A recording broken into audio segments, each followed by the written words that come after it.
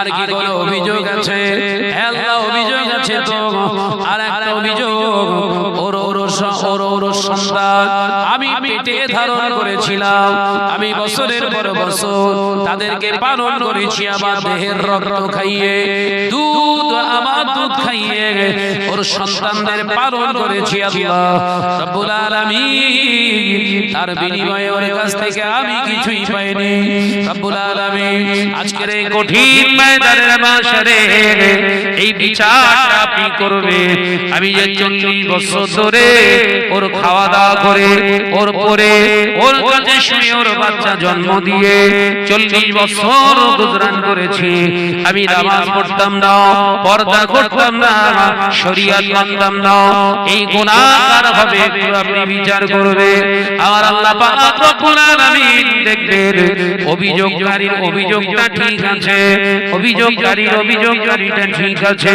আমার আল্লাহ পাক রব্বুল আলামিন এই 70 বছরের আবেদ ব্যক্তির ইবাদতের খাতা থেকে 40 বছর ইবাদত বান্দেগির নেকিগুলো কেটে দিয়ে বিবিকে দান করে দেবে। আর বিবি 40 বছরের গুনাহ আবেদ বান্দার উপরে চাপিয়ে দেবে। জোরে বলুন নাউজুবিল্লাহ। একে ঘাবলায় বিবি 40 বিয়ে হওয়া আছে কত বল, সব টেনশনে পড়ে গেছে। কত আছে? 30। বিবির পেছনে দাঁড়িয়ে যাবার টুকে দুটো মেয়ে,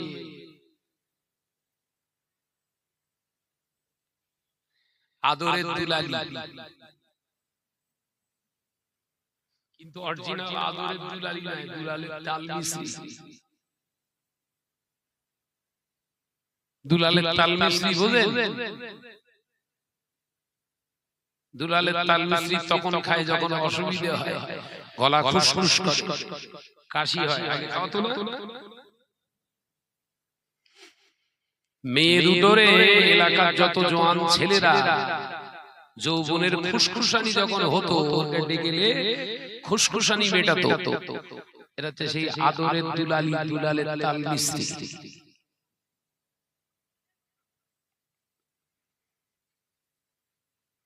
দুনিয়া জমিনে আল্লাহ আমার আব্বা জান আমাদের কোনো অসুবিধায় রাখে না। আল্লাহ পাক আমরা যখন যেটা চেয়েছি তখনই আমার আব্বা দিয়েছে। ও রব্বুল আলামিন, আপনার এই বান্দা আমার আব্বা জান তাহাজ্জুদের নামাজ আদায় করত, হজ করেছে, বড় একজন মাওলানা ছিল আল্লাহ, বিরাট বড় ওয়াইজিন ছিল, বিরাট বড় পীর সাহেব ছিল রব্বুল আলামিন। তবে আব্বার বিরুদ্ধে আমাদের অভিযোগ হলো এটা, আমরা আমাদের যৌবনের তাড়না ইজ্জত শেষ করে দিয়েছি। ও রব্বুল আলামিন, আমরা পর্দা করতাম না, সেজে গুজে এলাকায় হত্যে দিয়ে নিয়ে ঘুরেছি, এলাকায় জলসা মাহফিল করে সেজে গুজে বাজারে মার্কেট করেছি। আমাদের জন্য এলাকার নওজোয়ান ছেলেগুলো পাগল হয়ে যেত। কত ছেলে জিনায় জর্জরিত হয়েছে। রব্বুল আলামিন আজকে আপনার কাছে জানতে চায় এই গুনাহগুলো আসলে কার? দুটো মেয়ে দুটোই এন্টি দাঁড়িয়ে গেছে।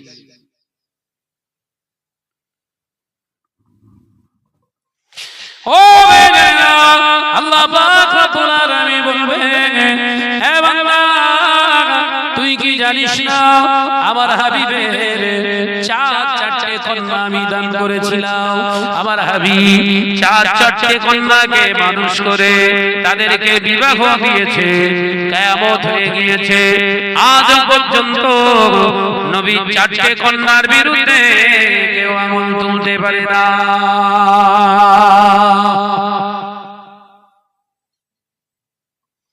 তো দুটো কন্যা দিয়েছিলাম, হেজাব করতো না, পর্দা করতো না। এ দোস্ত তো আমার নবী পর্দার কথা বলেছে। 8 বছর বয়স যখন মেয়ের হবে, 8 বছরের কন্যাকে পর্দানাশীনা বানাও।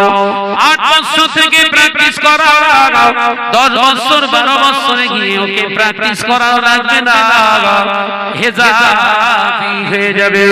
আল্লাহ নবী তো জানে বাদশাহ হাবিবুল্লাহ গে, নবী জনাবে মুহাম্মদুর রাসূলুল্লাহ গে সাল্লাল্লাহু আলাইহি ওয়াসাল্লাম। হুজুর আমার দুপুর বেলায় তিনি বসে আছে, আম্মা জান হযরতে ফাতিমা রাদিয়াল্লাহু তাআলা আনহা 8 বছরের মেয়ে হযরতে খাতুনে জান্নাত টুকটুক করে হেঁটে হেঁটে যাচ্ছে। আল্লাহ নবী দেখলেন ফাতেমার মাথার চুলগুলো বড় বড় হয়েছে। খাতুনে জান্নাতের 8 বছর বয়স হয়েছে। ফাতেমা দুপুর বেলা খেলা করতে যাচ্ছে বান্ধবীদের সঙ্গে। আল্লাহ নবী কোথাও গেলেন না, নবী আমার চুপটি মেরে বসে রইলেন। হুজুর আমার ইন্তজার করতে লাগলেন, আমার ফাতেমা কখন ঘরে ফিরবে, খেলাধুলা করে ঘরে ফিরবে। ফাতেমা ঘরে আসার পরে আমি বাপ হয়ে আমার কাছে বসিয়ে ওকে আমি দুটো কথা শেখাবো। একবার জোরে বলেন, কবছর বয়স? এই বাজারে আজকে ঘুরছিল, এদের কত বছর বয়স? 3-4 হবে। হ্যাঁ, অনেকের আবার দাঁতু সব বাজারে ঘুরছিল।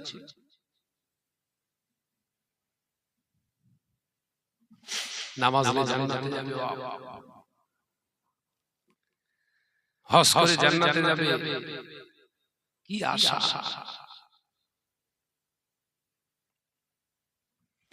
ও জানেনা আল্লাহ নবী তার নবী বাপ একজন, বাপের কর্তব্য থেকে নিজেকে কখনোই মাহরুম করেন না, নিজেকে কখনো দায়িত্বহীন মনে করেন না। দায়িত্ববান হিসাবে কাজ করছে। আল্লাহ নবী কোথাও গেলেন না, অপেক্ষা করতে লাগলেন ফাতেমা ঘরে ফিরবে, আমি ফাতেমাকে আমার কাছে বসিয়ে শিক্ষা দেব। আল্লাহ নবী অপেক্ষা কিছুক্ষণ পরে খাতুনে জান্নাত হযরতে ফাতেমা রাদিয়াল্লাহু তাআলা খেলাধুলা করে ফিরলেন। আল্লাহ নবী সালাম দিলেন, আসসালামু আলাইকুম। ও আমার মা ফাতেমা, আম্মা জান ফাতেমা রাদিয়াল্লাহু তাআলা আনহা সালামের জবাব দিলেন।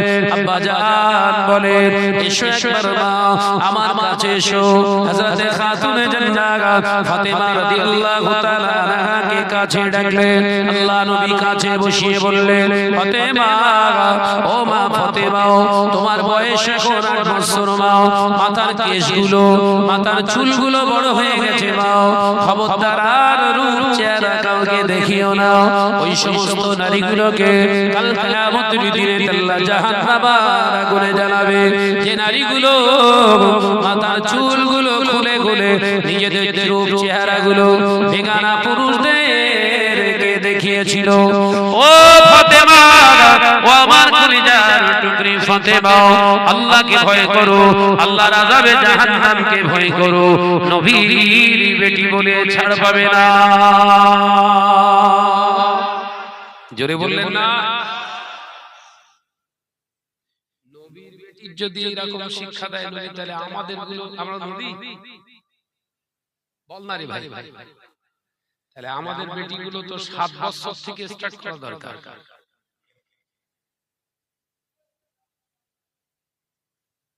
17-22 হয়ে গেছে, কোনো খবর নেই।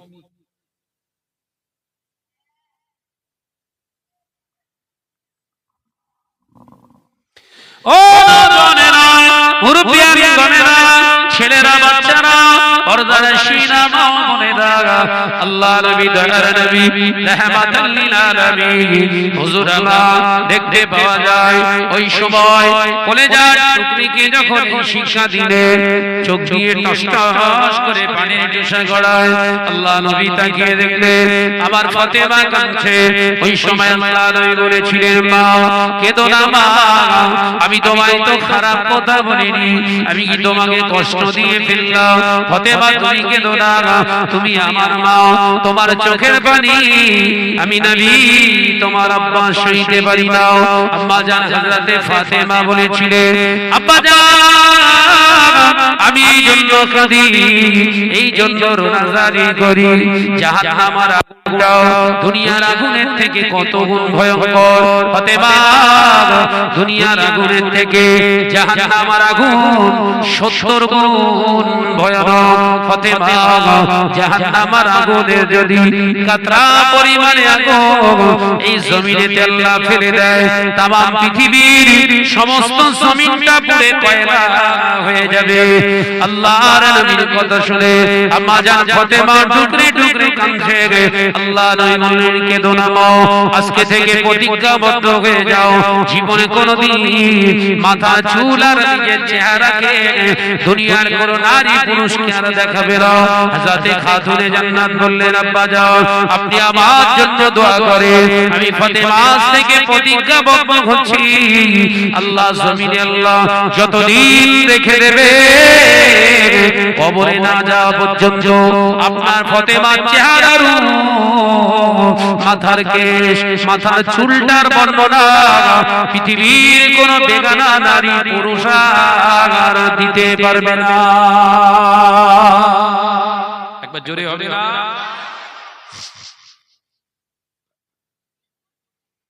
আমার নবী 8 বছরের শিক্ষা দিল, আর তোর মেয়ে, তোর দুটো মেয়ে তোর বিরুদ্ধে এসে দাঁড়াচ্ছে, কি ব্যাপার?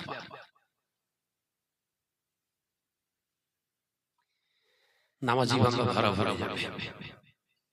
আমরা অনেক এখানে বাপ আছি, মেয়েদের শখের টানে আদরে আল্লাহর কারণে হালকা পাতলা জালি সব পোশাক কিনে দিয়েছি আমরা।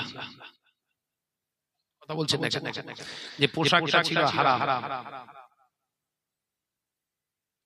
হালকা পাতলা জালি কাপড়ের পোশাক পরানো মেয়েদের জন্য, জোরে বলেন বাপ, হারাম। অথচ অনেক দায়িত্ববান বাপ জ্ঞানহীনের মতো কাজ করে ওই পোশাকগুলো কিনে দিয়েছি আমরা। একটাই মেয়ে চেয়েছে, একটাই মেয়ে চেয়েছে বলে দিতে হবে? এই দুনিয়াটা তো তোর জন্য ক্ষণস্থায়ী জায়গা, ওই মেয়েটা তোর আপন দুনিয়ায় খুব কম সময়ের জন্য। কথা বুঝতে পারছেন না? দুনিয়াটা যদি ক্ষণস্থায়ী হয়, মেয়েটা চিরস্থায়ী বলে না।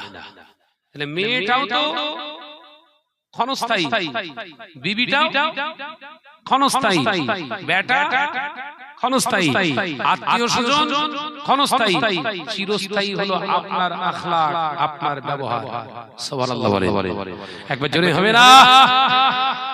সেইটা ক্ষতি করে ফেলছো। এটা বুদ্ধিমত্তার কাজ হলো। হাদিস পাকে পাওয়া যায়, আম্মা জান হযরতে খাতুনে জান্নাত ফাতিমাতুজ জোহরা রাদিয়াল্লাহু তাআলা আনহা এমন ভাবে পর্দা করেছিলেন, এমন ভাবে পর্দা নাশিনা হয়েছিলেন, মওতের আগ পর্যন্ত তার চেহারা সুরাত হযরতে আলী কাররামাল্লাহু ওয়াজহাহু ছাড়া আর কেউ জানতে পারেনি। একবার জোরে বলুন, একবার জোরে হবে না? ইভেন নিজের দুটো সন্তান হযরত ইমামে হাসান ইমামে হুসাইন সঠিকভাবে বলতে পারেন না আমার মা দেখতে কেমন ছিল।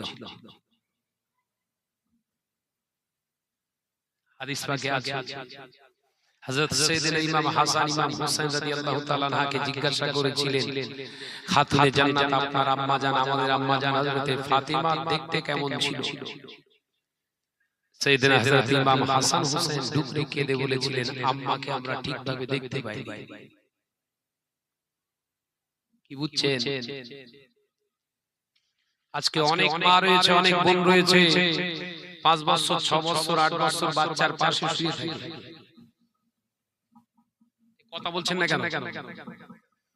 একই খাটের উপরে 5 বছর 6 বছর 7 বছরের ছেলেটাকে নিয়ে পাশে মা ঘুমাচ্ছে। জায়েজ আছে? না, আমার ছেলে কলকে কাটা ছেলে, তোর কলকে কাটা ছেলে তো আমার কি? ঘুমের ঘরে ঘুমের ভিতরে গা থেকে তোর কাপড়টা পড়ে গেলে তোর কলকে কাটা ছেলে তোর চেহারা দেখবে তো?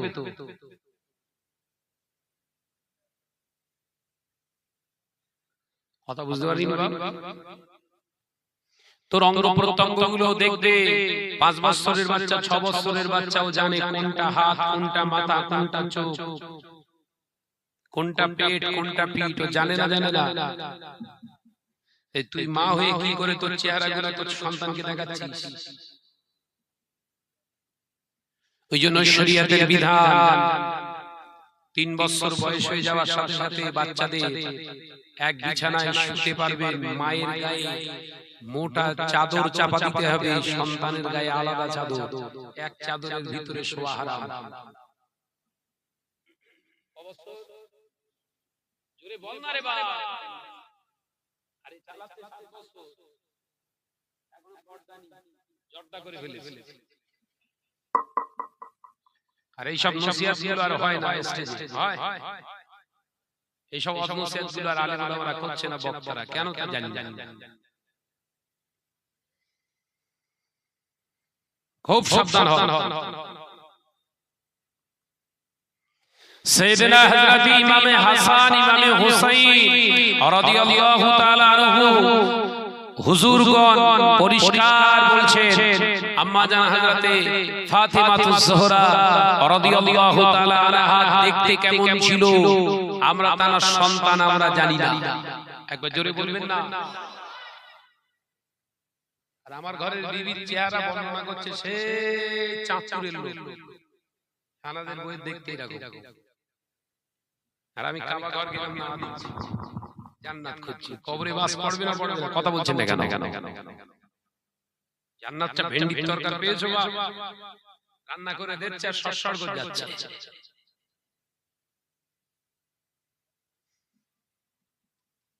সাবধান হন। আল্লাহ রাসূল বললেন না দায়ুসু লা ইয়াদখুলুল জান্নাহ, দায়ুসেরা কিন্তু কোশ্চিন কালে বেহেশতে যাবে না।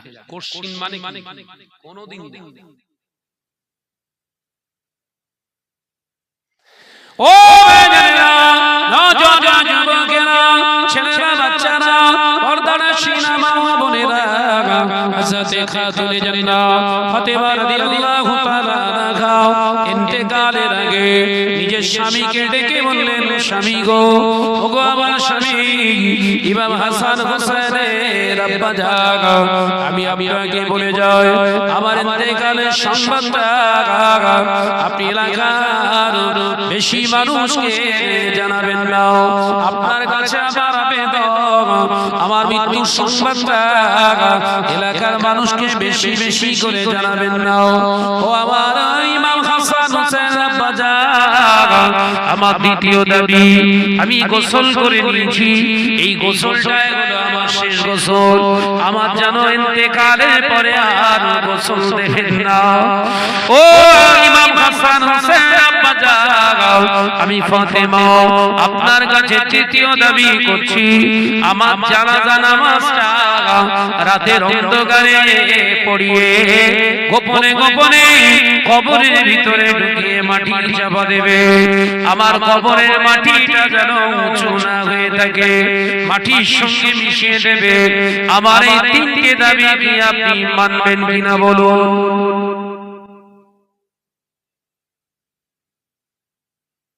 মানুষ মরে গেলে অমুকের মা মরে গেছে, যাই মাইকি বলি, কথা বলছেন না কেন? যা অমুকের বাপ বাপ মরে গেছে একটু বলে মাইকে আলাদা করে দিয়েছে। সে ছেলেদের আসার আগে মেয়েরা হুড় করে ঢুকতে দেখি, জন্মের দেখা দেখা কি দেখা দেখা জন্মের দেখা দেখতে মরেছে চাচা, আর এলাকার সব মেয়ে লোক দেখতেছে ও হালাল। এরকম করে তো নাকি? কথা বলছেন না কেন?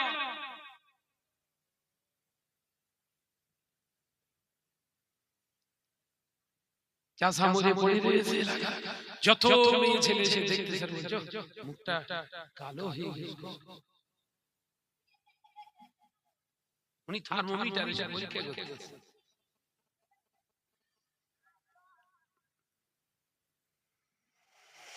এলাকার মহিলাদেরকে বলে দেবে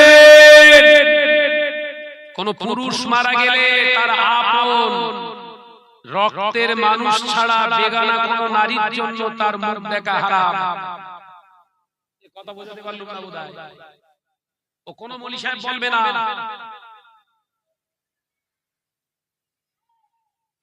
এলাকার কোন নারী মারা গেছে ওই নারীর আপন আত্মীয় ছাড়া প্রতিবেশীরা কেউ দেখতে পাবে না।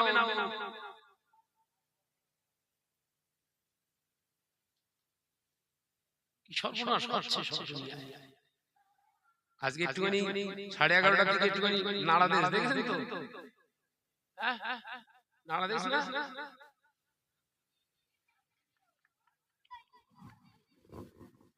পৃথিবীর জমিনে যত জেনা ব্যভিচার হবে, পৃথিবীর জমিনে যত অবৈধ কাজ হবে, আমার আল্লাহ দুটি গজব বেশি করে দেবে।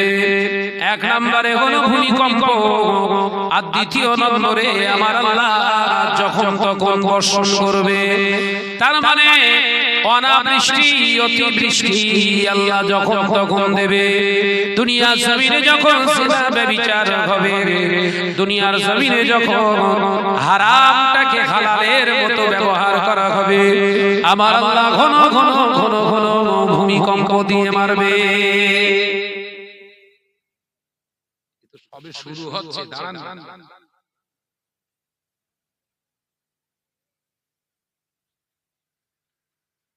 সাবধান হন, খেয়াল থাকবে তো।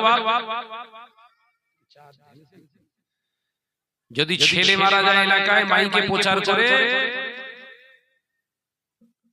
কর্তব্য আছে করবেন করুন, কিন্তু বলে দেবে যদি মহিলা মারা যায় ওই মহিলার আপন রক্তের মানুষ ছাড়া যেন কেউ না দেখে ওর মুখ।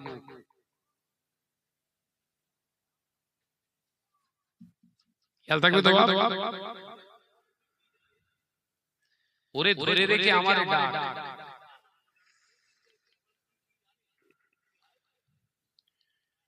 যে মাতব্বারি করছে যে তুই কি জানিস, ওরে ধরে রেখে তাই আমারে ফোন কর, ফোনটা ওর কাছে দিয়ে তাই আমার সঙ্গে কথা বলা, ওর গোষ্ঠী উদ্ধার করতে।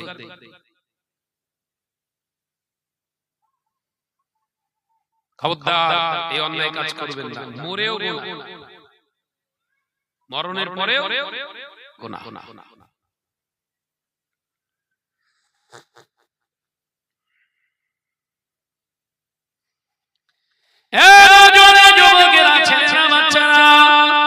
হযরত আলী রাদিয়াল্লাহু তাআলা আনহু বললেন, ফাতেমা ও ইমাম হাসান হোসেন আম্মা এমন কথা কেন তুমি বলো, তুমি এমন কথা কেন বলো?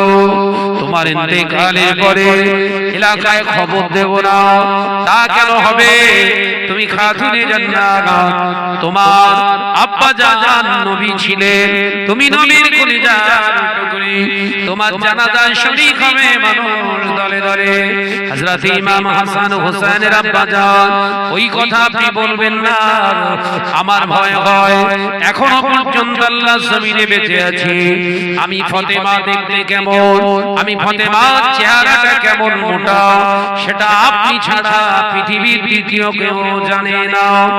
আমার ইন্তেকালের পরে যত এলাকার পুরুষেরা আসবে, এসে আমি ফাতেমাকে দূর থেকে নজর দিয়ে দেখবে, আমি ফাতেমা কেমন লম্বা, আমি ফাতেমা কেমন বেটে, আমি ফাতেমা কেমন পাতলা, এগুলো দেখে তারা সমালোচনা করবে। ও আমার স্বামী শেরে খোদা, হযরত ইমাম হাসান হোসেন আব্বা জান আমি চাই না আমার ইন্তেকালের পরে কাল কিয়ামতের দিনে আল্লাহ আমার কাছ থেকে আমার চেহারার আমানতের হিসাবটা নি আমি জবাব দিতে পারবো না সেই জন্য আমার জানাজা আমার মৃত্যুর সংবাদটা এলাকার মানুষকে জানাতে নিষেধ করলাম।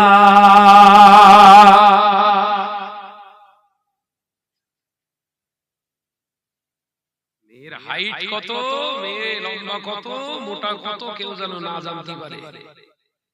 আর আমাদের ঘরের মেয়ে থেকে বউ থেকে শুরু করে মা পর্যন্ত ওজন কতটা এলাকার জোয়ান ছেলেরা জানে। অঙ্কের বইয়ের ওজন কত? হ্যাঁ, কথা বলে না।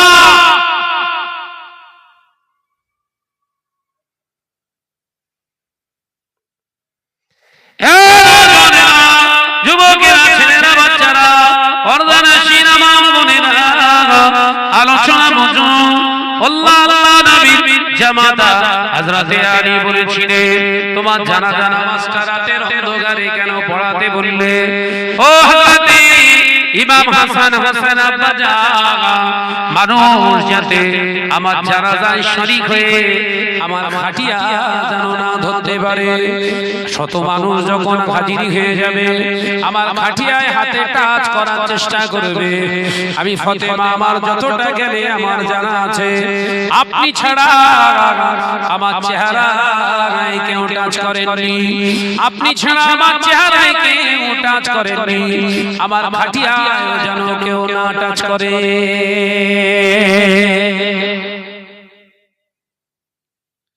ও হযরত ফাতেমা, কেন তুমি বললে ইন্তেকালের পরে গোসলটা কেন দেয়া হবে না? মানুষ মারা যাওয়ার পরে তার অঙ্গ প্রত্যঙ্গগুলো অসাড় হয়ে যায়, নাপাক বেরিয়ে যায়, তুমি গোসল দিতে নিষেধ করলে। হযরত খাতুনে জান্নাত ফাতেমা রাদিয়াল্লাহু তাআলা আনহা বললেন, আমি বেশ কয়েকদিন ধরে কিছুই খাইনি, বেশ কয়েকদিন ধরে কিছুই খাইনি, নাপাক বের হওয়ার সম্ভাবনা শেষ হয়ে গেছে। আমি ফাতেমা অনেকদিন ধরে কিছুই খাইনি, আমি নিজে আত্মবিশ্বাসের সঙ্গে এই জন্য খাইনি যাতে আমার মরণের পরে নাপাক বের হবে, আমার গোসল করানো আবশ্যক হয়ে যাবে। আমি ওই জন্য না খাওয়া অবস্থায় দুনিয়া ছেড়ে দিচ্ছি। ও আমার স্বামী গো, আমার দেহটা পৃথিবীর বেগানা নারীরা এসে ধৌত করবে, ফাতেমা চেহারা দিকে নজর দেবে, তারা গায়ে টাচ করবে, কিয়ামতের দিনে আমি জবাব দিতে পারবো না। তাই আমি ফাতেমা আমার চেহারাটা আমি নিজে হাতে পাক করে রেখে চলে গেলাম। ওই গোসলটা নাও দিলে চলবে, তাই আমাকে ওই অবস্থায় কবরের ভিতরে শয়ন করিয়ে দেবে।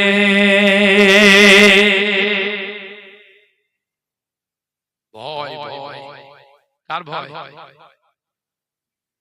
আছে? আমার ফাতেমা গুলো আছে,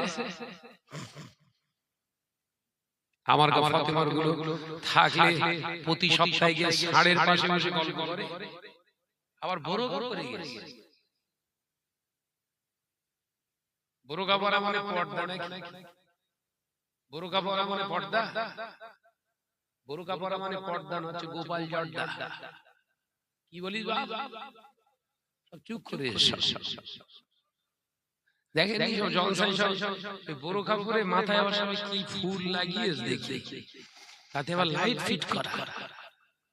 এই পর্দা, ও পর্দা না খরিদ্দারটা না, কোনটা?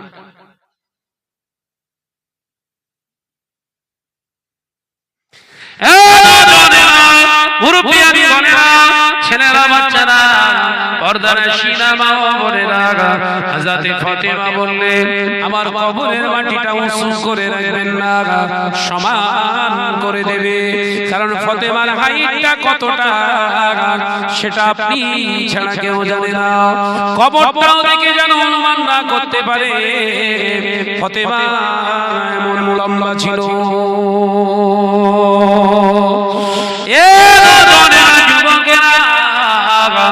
কয়েকশো বছর পার হয়ে গেল, 1200, 1300, 1400 বছর পার হয়ে গেল। ফাতেমার অরিজিনাল কবর কোনটা এখনো কোন হাজি শেখ খুঁজে পায় না।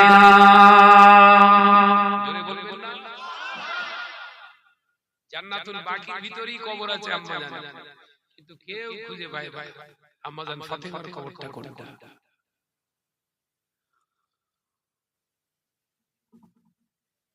কিছু মাথায় ঢুকছে ওয়াজ আমি জানি আল্লাহ শুকর আল্লাহ আমাকে 4 বার নিয়ে গেছে কবর এত খোঁজা খুঁজেছি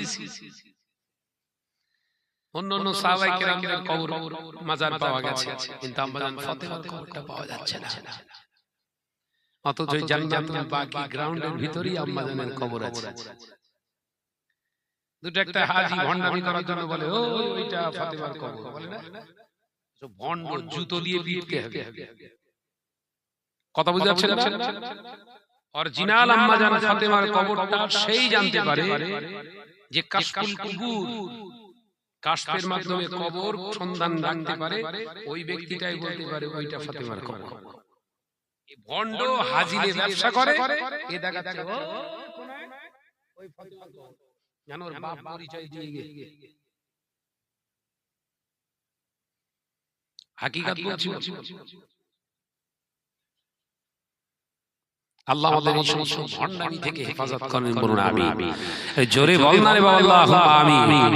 আরেকটু জোরে বলেন না আল্লাহুম্মা আমিন। প্রাণ খুলে দরুদ শরীফ আল্লাহুম্মা। নিচের বক্স গুলো বন্ধ কর, ওই সে মাইক কই ওরে ডাক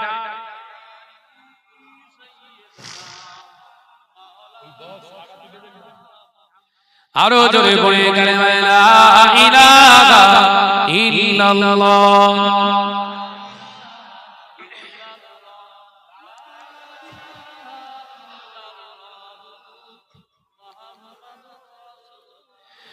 সালাম তোমাকে হাজারো সালাম হে আমার নবী আকরাম, সালাম তোমাকে হাজারো সালাম হে আমার নবী আকরাম, হে আমার নবী আকরাম, হে আমার নবী আকরাম। চিরোন্নত দিন ইসলাম, চিরোন্নত দিন ইসলাম তোমার ওসিলায় আমরা পেলাম। জোরে হবে না, ছিললে হবে না। হে আমার নবী আকরাম, হে আমার নবী আকরাম, আল্লাহুম্মা সাল্লি আলা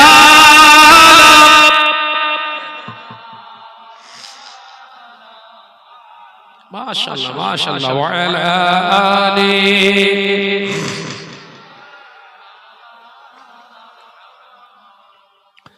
পথঘারা নদী গতির ধারায়, পথঘারা নদী গতির ধারায় সুরভিত হয় তোমারই ছোঁয়ায়। জোরে বলেন, আরেকটু জোরে হবে না।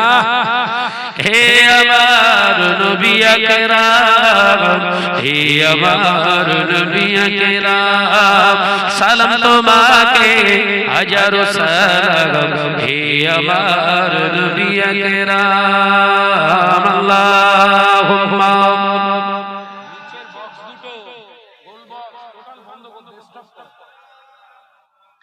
আরো জোরে বলে ওয়া আলা আলিহি।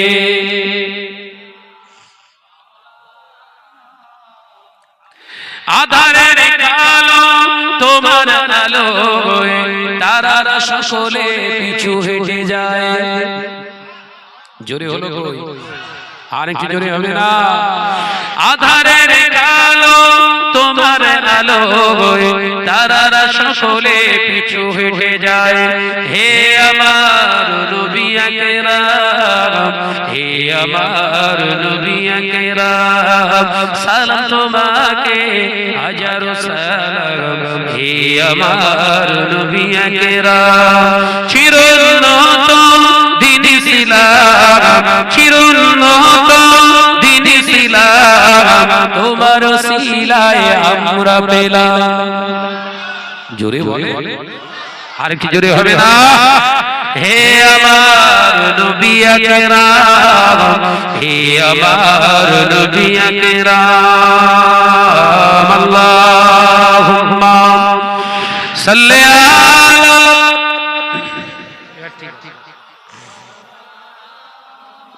মাশাআল্লাহ মাশাআল্লাহ ওয়া আলা আলিহি।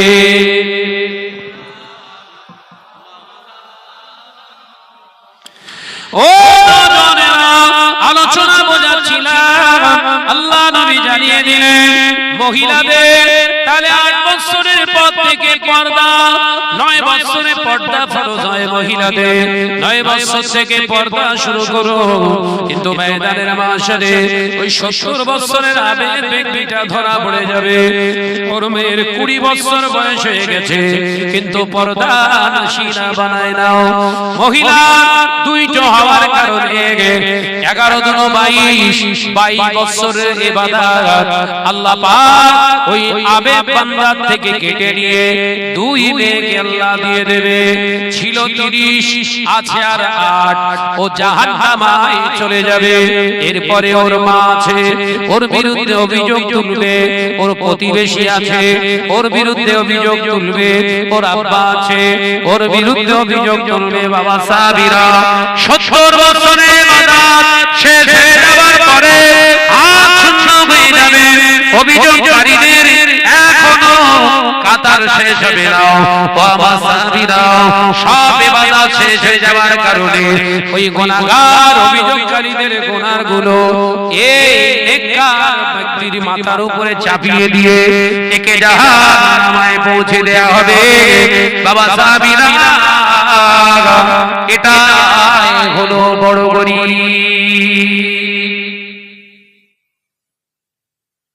ভাবিয়া করিও কাজ, করিয়া ভাবিও না বাবা, ভেবে করো। দুনিয়ার মানুষ তোমায় খারাপ বলছে, বলুক গে, ওরা আমার কবরে যাবে না। আমি শাহনাজকে যদি দুনিয়ার মানুষ খারাপ বলে আমার কিচ্ছু যায় আসে না। দেখেছেন কোনদিন শাহনাজ এই মিডিয়ার সামনে এসে কাঁদতে আমার এই বলেছে, আমার এই বলেছে, কিচ্ছু মনে করি না।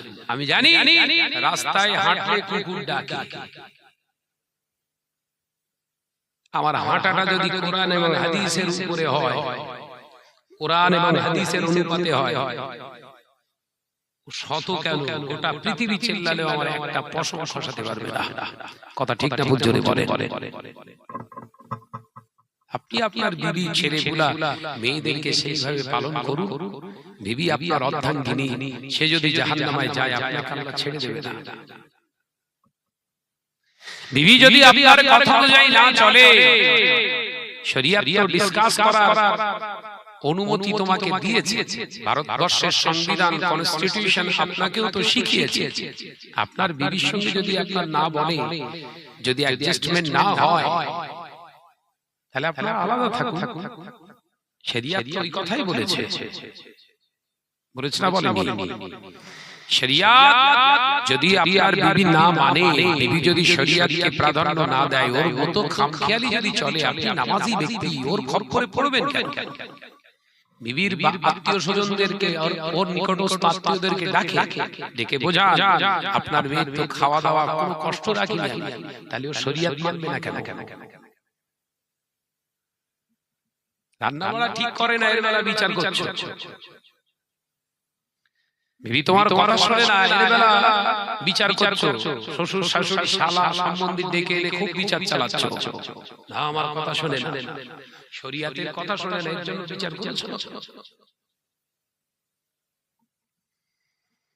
24 ঘন্টা যে বিবিটা তোমার খেদমতে সব সময় নিয়োজিত, তোমার উঠতে বসতে আপনার এক গ্লাস পানি প্রয়োজন হলে দৌড়ে ছুটে এনে দিচ্ছে তোমার, আর সেই বিবিটা বেহায়া নির্লজ্জ বেনামাজি হয়ে আছে, তোমার লজ্জা করে না যে বেনামাজির হাতে খাচ্ছি কি?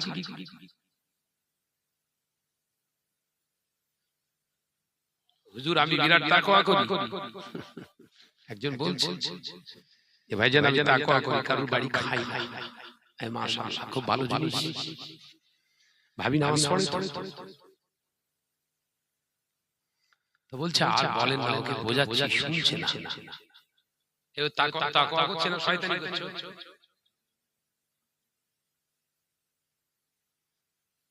মানে বাড়িটা হালাল, সব হারাম।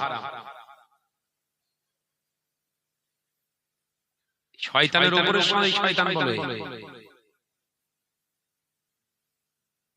ঘরের বিবিদেরকে, মায়েদেরকে বোঝা যে দেখো দুনিয়াটা হচ্ছে ক্ষণস্থায়ী জায়গা, এখানে চিরস্থায়ী জন্য নয়। তোমার রান্না করাটাও ইবাদত, তোমার রান্না করাটাও ইবাদত, স্বামীর খিদমত করাটাও ইবাদত। শর্ত হলো একটা, তুমি শরীয়ত মেনে করো, রাসূলের ইত্তেবা করে করো, তাহলে তোমার ইবাদত করা, খিদমত করা আল্লাহর দরবারে ইবাদত হিসাবে আল্লাহ কবুল করবে। একবার জোরে বলুন সুবহানাল্লাহ। আল্লাহ আমাদের বোঝার তৌফিক দেন, বলুন আমিন। আরেকটু জোরে বলি আল্লাহুম্মা আমিন। সব ফেঁসে যাব, দুনিয়ায় যেভাবে দুনিয়াদারি করছি আমরা, সব ফেঁসে যাচ্ছে, সর্ব জায়গায় ফাঁসবো। দয়াময় রহমান রহিম তিনি যদি ক্ষমা করেন, কেউ নামাজ কাজা করে ফেলেছেন, নামাজ পড়তে পারেননি, আল্লাহর কাছে ক্ষমা চান, আল্লাহ মাফ করে দেবেন। কিন্তু বিবি যদি আপনার এগেইনস্টে দাঁড়ায়, অথচ এই বিবিকে আপনি ভালোবেসে গেছেন মৌতের আগ পর্যন্ত, আল্লাহ বলছেন আমি আর ক্ষমা করতে পারবো না। আমি আল্লাহ, আমার হাত তামাম কায়নাতে, আমার কুদরতি হাত তামাম কায়নাতে আছে, কিন্তু তোর বিবি যদি তোর বিরুদ্ধে অভিযোগ চলে, ওখানে আমার হাত নেই। সাবধান হতে হবে না, হবে না? আল্লাহ আমাদের বোঝার তৌফিক দেন, বলুন আমিন। আরো জোরে বলি আল্লাহুম্মা আমিন। মায়েদেরকে বোঝা, ছোট ছোট বাচ্চাদের, এখন মেয়েদেরকে বোঝা, ছোট ছোট বাচ্চাদেরকে এখন থেকে হিজাবি পোশাক পরানো শেখাও। হিজাবি শুধু পোশাক পরানো শেখালে হবে না, তাদের আচার ব্যবহার, কথাবার্তা, স্ট্যাটাস আপ থেকে শুরু হবে। বিশ্বনবী বললেন সবথেকে শিশুর বড় শিক্ষা প্রতিষ্ঠান হলো মায়ের কোল। সুবহানাল্লাহ বলে, জোরে হবে না সুবহানাল্লাহ? একটা সন্তান খারাপ হওয়ার পিছনে তার মায়ের অবদান থাকে 80%। কত পার্সেন্ট? একটা সন্তান যদি 100 ভাগ খারাপ হয়, তার জন্য দায়ী হচ্ছে তার মা 80 ভাগ, তার বাপ হচ্ছে 20%। হাদিস পাকে এসেছে কথা,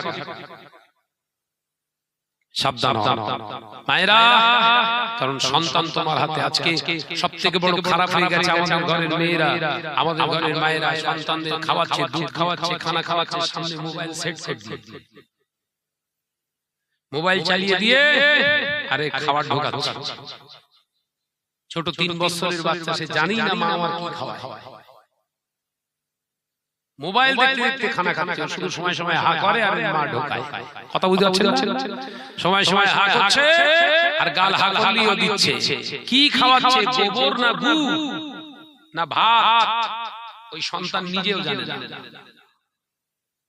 বিজ্ঞান গবেষণা করে আজকে বার করছে, ডাক্তারদের বাড়িতে নিয়ে যান, ডাক্তারখানায়, হসপিটালে নিয়ে যান, ছোট বাচ্চার শরীর অসুস্থ হয়েছে, আগে ডাক্তার ওর হাত ধরার আগেই জিজ্ঞাসা করছে ছেলে বাচ্চা কি মোবাইল দেখে?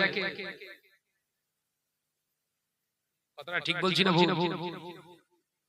ডাক্তাররা বলছে এই আপনার বাচ্চাটাকে মোবাইল দেখান, ও মোবাইল ঘাটে, খেতে খেতে মোবাইল দেখে, যদি খেতে খেতে মোবাইল দেখে জীবনে রোগ সারবে না। অথচ আজ থেকে 1448 বছর আগে হুজুর আমার পাক জাবানে জানিয়েছে হাদিস পাকের ভিতরে, খাবার সময় তোমরা অমনোযোগী হও না, মনোযোগ সহকারে খাবার দেখে দেখে খাও, এটা হচ্ছে আমার সুন্নাত। একবার জোরে বলো, একবার জোরে হবে না? ডাক্তার বলছে অমনোযোগী তার মানে অন্যমনস্ক হয়ে খানা খেলে ওই খাবারটা স্বাস্থ্যের জন্য কোনো উপকার নেই। 1448 বছর আগে হুজুর আমার বলে গেছেন, হুজুরের কথাটা তোমার খেয়াল আসলো না, এই ডাক্তার বলেছে এটা হয়ে যাবে না, তখন লাভ মেরে উঠে বাপ রে বাপ, দেখো তুমি নবীর উম্মত বলে দাবি করো, নবীর কথাটা তোমার কানে যায় না, ডাক্তারের কথা কানে যায়। এই তো আমাদের অবস্থা। আল্লাহ আমাদের বোঝার তৌফিক দেন, বলুন আমিন।